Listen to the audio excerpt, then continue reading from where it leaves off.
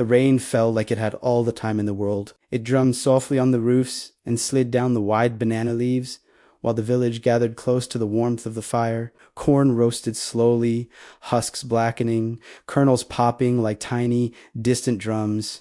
Smoke curled into the damp night air. Old Mama Naikiru turned her corn over the flames, and a gentle smile touched her lips. "Ah," she said, her voice a low hum. "This rain reminds me of a night long, long ago." We all leaned in a little closer. Rain and fire are the oldest storytellers, after all. "In our village," she began, "there once lived a boy named Kofi. Kofi was small for his age, but his heart was loud and full of courage. During every rainy season, he would help his grandmother, Ma'ak, roast corn for the travelers who passed through our village on their long journeys.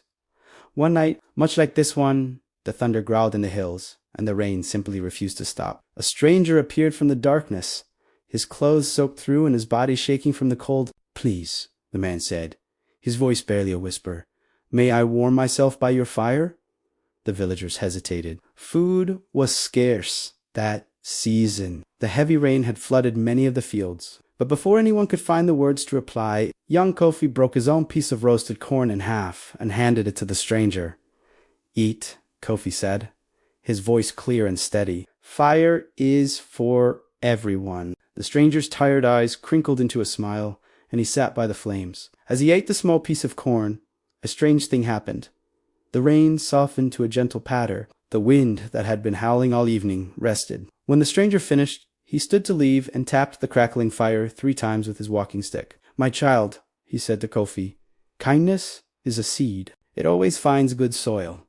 By morning, the stranger was gone, but something had changed.